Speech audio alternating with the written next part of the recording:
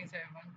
So, today we are going to start with our new topic, new chapter, homeostasis. So, when it comes to the word homeostasis, it is derived from the Greek word homeo, meaning same, and stasis, meaning condition.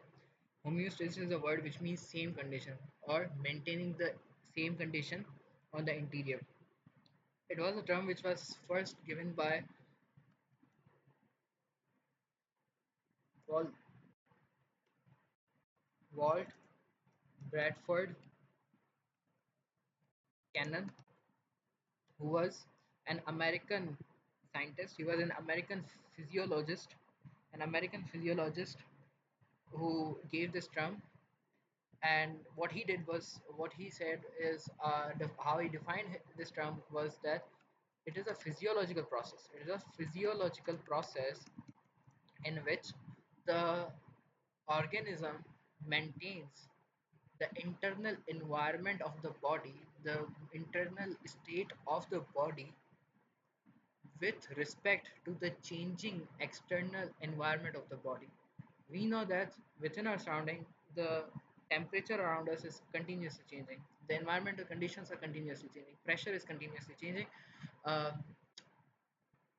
the water concentration with outside and inside our body is totally different. Outside and inside the body of living organisms is different. And in that sense, in order to maintain a physiologically healthy state of that organism, the body needs to maintain the internal state of the body with respect to the changing environmental conditions in order to carry out all the metabolic activities of life. Let's say, let's take example of humans. If we you know, uh, you know, the set point of our body is 37.6 centigrade. If we get more temperature than that, then we can get fever, and eventually, if more temperature than that can, of course, denature our enzymes and can cause fatal condition as well. So, in that sense, homeostasis is a necessary part of every living organism. And apart from that, if we talk about how what homeostasis is consisted of. It is consisted of three major aspects. Number one is osmoregulation. Osmoregulation is the aspect in which there is maintenance of the water and solute concentration within our body with respect to the water and solute concentration outside our body, or in general the maintenance of osmotic pressure within the body with respect to the changing osmotic pressure outside the body. If we are having high amount of water within the cell, then the cell can get hypotonic, because water concentration would be high, salt concentration would be less, and the cell would be hypotonic, due to which the cell can swell up, and eventually with higher water concentration it can blast as well. But if we talk about low water concentration, at low water concentration a cell can dehydrate, wilt, undergo lice, and eventually it can dehydrate and die as well. So both conditions are not feasible. So what we need to do is to maintain a suitable condition for life.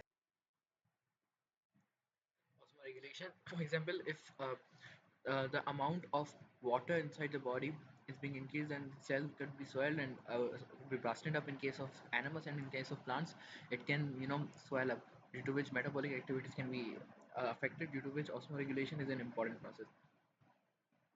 Secondly, it comes the second aspect is thermoregulation. Thermoregulation. What is meant by thermoregulation? It is a process in which the body's internal temperature is maintained with respect to the changing external temperature.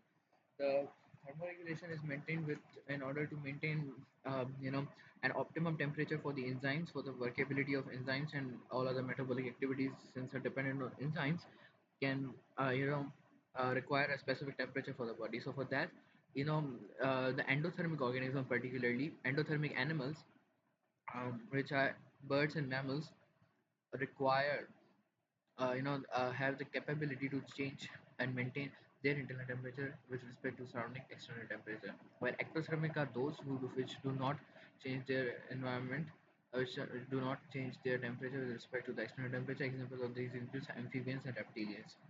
So, apart from that, we have got the concept of excretion. Excretion is basically the removal of nitrogenous waste, unnecessary material which are being produced in the body as a result of which is a metabolic waste, uh, would be excreted out of the body in the form of either urea or urine or ammonia, based upon the type of environment in which the organism lives.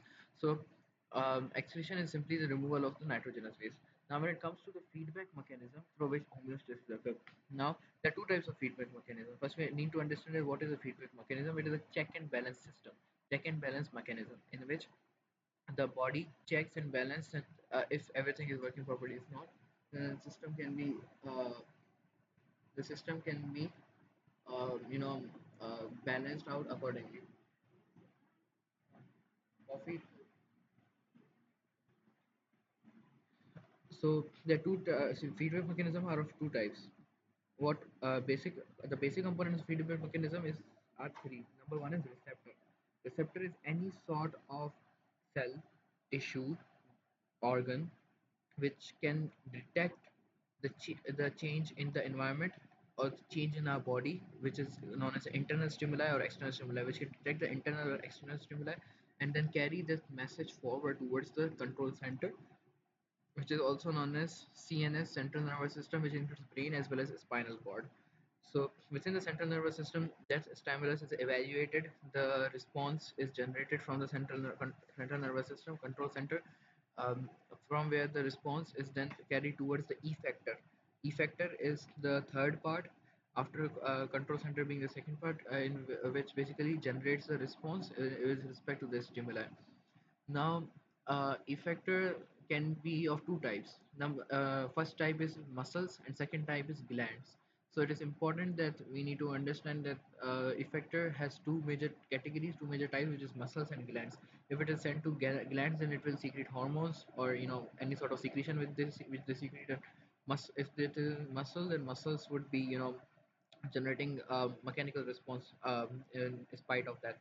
So if the control if the a control center sends asks the effector to create a response which promotes the stimuli, then it is known as positive feedback mechanism. And if the response generated by the effector the contradicts the stimuli generated by the receptor, then at that moment it at that moment it would be known as negative feedback mechanism. For positive feedback mechanism, we have positive feedback mechanism does not involve in homeostasis. It is only involved in intensifying the feeling of change, intensifying the change which is occurring in body. Let's suppose if we take the example of platelet formation in blood clot. Whenever the blood clots, whenever there's a wound in our body, so at that moment, as the bleeding increases, the amount of platelets in the blood increases.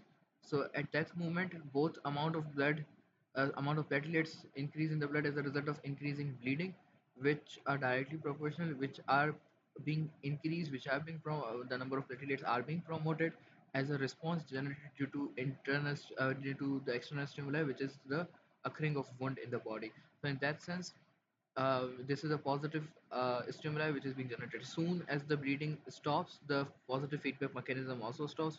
The increased secretion of platelets also decreases. Apart from which, we have example of oxytocin. At the time of birth, during the time of labor, the posterior pituitary gland releases a hormone which is named as the oxytocin, as a result of which there is increased contraction and relaxation of the muscles of uterus. Even though the pain occurs, but in order to release the child from mother's womb, it's important to increase more and more oxygen, and as a result of which there would be an increased contraction and relaxation of muscles. So it is also an example of positive feedback mechanism. Positive feedback mechanism is not common. It is only for intensifying the change. And if we are having a lot of fever, then increase in the fever. If we are having a lot of fever, then it also indicates a positive feedback mechanism. So in that sense, positive feedback mechanism is not only related to intensifying the change, but it can also be related to causing some sort of unfavorable circumstances in the body. Now when it comes to negative feedback mechanism, it contradicts the stimuli contradicts the response. the response contradicts the stimuli, sorry. So in that sense, negative feedback mechanism has an example of secretion of insulin. In case our blood glucose level increases, the insulin in our body is secreted by the pancreas beta cells. So at that moment, the insulin which is secreted causes our body to, causes the liver to convert glucose into glycogen as a result of secretion of insulin. So in that sense, it is a negative feedback mechanism. Likewise, there's another example. If our body temperature is being increased, then at that moment shivering starts in our body, as a result of which we are, shivering. On the other hand, as a result of which the response shivering causes the body to heat up, due to which, our body's temperature is started to maintain out. And one more thing that I would like to highlight over here is about set point. Set point is the normal point, or normal uh, point around which the body's temperature fluctuate, and normal range is the physiological range around the set point, which is considered as normal, healthy, and stable for the organism. For humans, the set point is 37.6 centigrade. So yeah, um, in order to maintain the set point, if temperature is increased, our body will start our muscles to contract, and cause our hairs, cause ourselves to shiver. In that sense, this is all about. Hopefully we'll meet in another video.